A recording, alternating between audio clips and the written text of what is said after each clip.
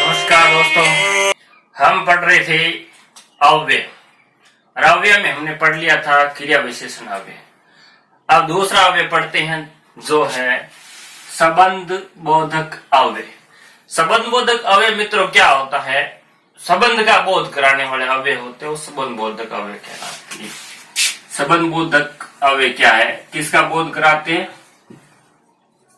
संबंध का बोध कराने वाले अव्यय क्या कहलाते हैं? संबंध बोधक अव्यय कहलाते हैं। अब संबंध की बात करते हैं कि संबंध किसका?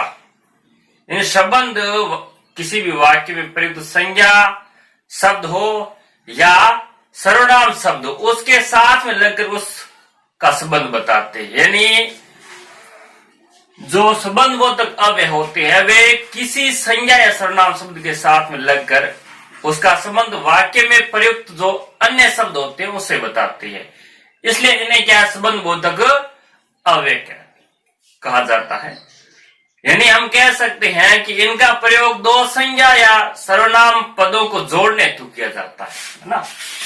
यानी संबंध किसका बताएंगे? यानी संज्ञा और सर्वनाम, संज्ञा और सर्वनाम के साथ में जुड़कर वाक्य में प्रयुक्त अन्य शब्दों के साथ संबंध बताते हैं। यानी संज्ञा सर्वनाम के साथ जुड़ते हैं। यानी शब्द क्या होना चाहिए? या संज्ञा होनी चाहिए या सर्वनाम हो, और उसके बाद में ये क्या है कि अन्य शब्दों के साथ संबंध बताएंगे। यानी हम कह सकते हैं इनका प्रयोग संज्ञा या सर्वनाम पदों को जोड़ने के लिए किया जाता है। यानी इनका प्रयोग, यानी संज्ञा कितनी? दो होगी। यानी या तो दो संज्ञा या दो सर्वनाम पदों को जोड़ने के लिए किया जाता है। यानी संबंध बोधक अव्यय वो अव्यय होते हैं वो संज्ञा और सर्वनाम के साथ जुड़ते हैं। यानी ये संज्ञा शब्द के पहले भी आ सकते हैं और संज्ञा शब्द के बाद में भी आ सकते हैं। यानी संज्ञा से पहले भी आ सकते हैं और संज्ञा के बाद भी आ सकते हैं। अगर ये संबंध बोधक अव्यय इनका हम अध्ययन करते हैं और कुछ उदाहरण लेते हैं। देखो मित्र, संबंध बोधक अव्यय वो होते हैं जो संबंध का बोध कराते हैं। यानी संज्ञा सर्वनाम के साथ जुड़कर वाक्य में प्रयुक्त अन्य शब्दों के साथ संबंध बदलाते हैं। या हम कह सकते हैं इनका प्रयोग दो संज्ञा या दो सर्वनाम शब्दों या कह सकते हैं पदों को जोड़ने के काम आता है। यानी जैसे हम कह सकते हैं भूख के मारे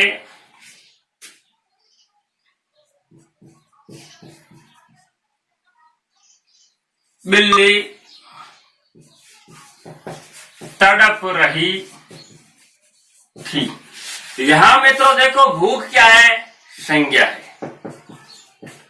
कौन संज्ञा है? भाववाचक संज्ञा है। यानी भूख के मारे बिल्ली तड़प रही थी।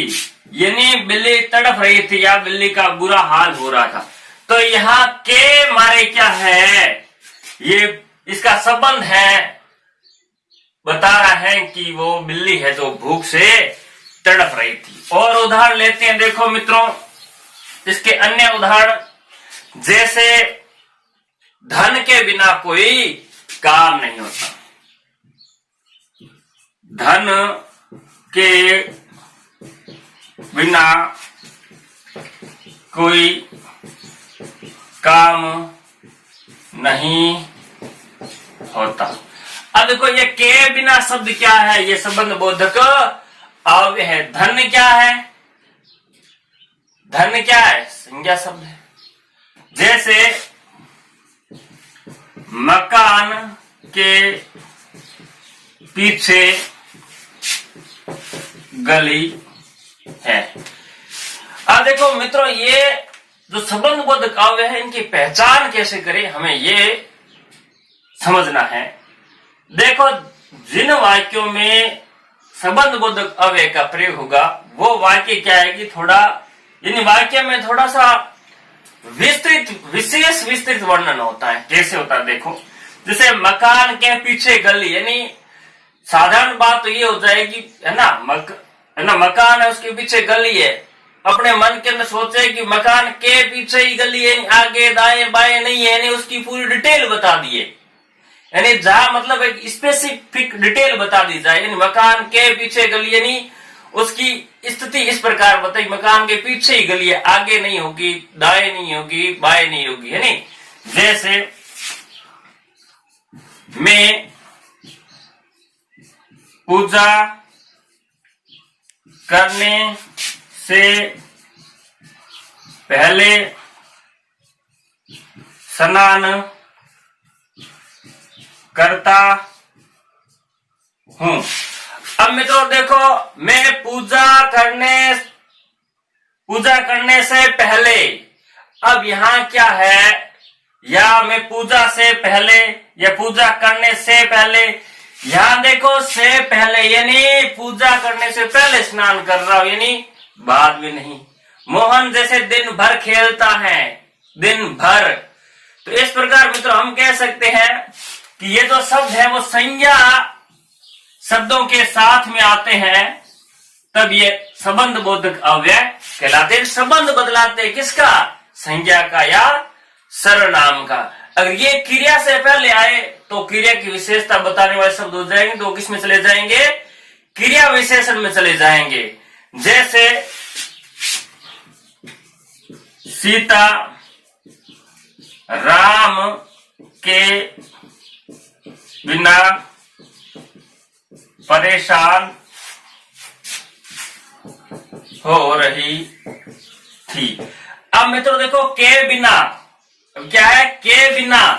अब जो के बिना शब्द है ये अव्यय है, यानी सीता के बिना, आप इसको ऐसे लिख सकते हो कि सीता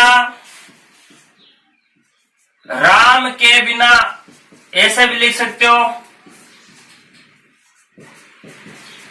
परेशान हो रही थी।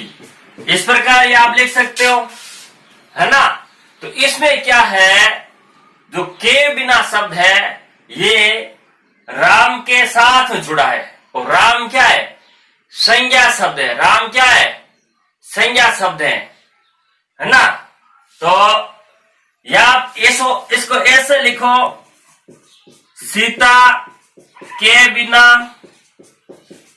राम परेशान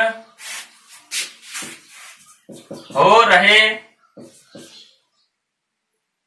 थे।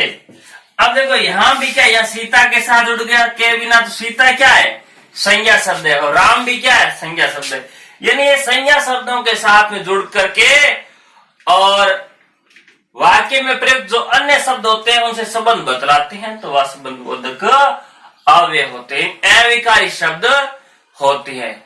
जैसे मित्रों इसके अंतर्गत देखो मुख्य शब्द आते हैं, जैसे उसके पहले, उसके पीछे, है ना, मकान के पीछे, है ना, मकान के आगे, तो आगे पीछे, ये शब्द क्या है, वैसे कालवाचक में आते हैं, लेकिन ये कालवाचक शब्द क्या है कि विद्वानों ने संबंध बोधक की ओर भेद कर दिया, उसमें आता है।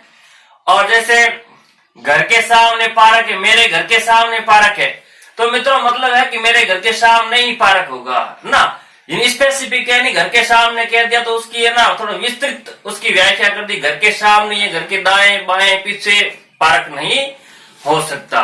तो थोड़ी सी इसमें आपको ध्यान रखना, इसमें क्या है कि के बिना वाले शब्द आते हैं, एक तो है ना घर के पीछे परसर्ग जुड़ा होता है, कारक चिन्ह जुड़े होते हैं ना लगभग, जैसे उसके सहारे, उसके माध्यम से, उसके विपरीत, उसके खिलाफ, उसके उल्टे, ये शब्द है ना, ये सभी शब्द संबंध बोधक अव्यय के उदाहरण है। तो मित्रों हमें ध्यान क्या रखना है, हमें ध्यान ये रखना है कि जो ये अविकारी या अव्यय जो संबंध बोधक है, इसमें देखो ने है ना कारक चिन्ह आता है, को है, के लिए है, का के की, ये जो संबंध बोधक कारक चिन्ह होते हैं वो इसमें आते हैं। संबंध बोधक कारक चिन्ह जो होते हैं वो इसके अंतर्गत आते हैं और वो संबंध बताते हैं किसका, दो संज्ञाओं का या दो सर्वय नाम का। जैसे अपने उदाहरण लेते हैं, मेरे विद्यालय के आगे बड़ा पार्क है, तो स्थिति क्या बताइए, मेरे विद्यालय के आगे है ना, विद्यालय क्या है, संज्ञा शब्द है ना। जैसे उदाहरण अपने लिख लेते हैं,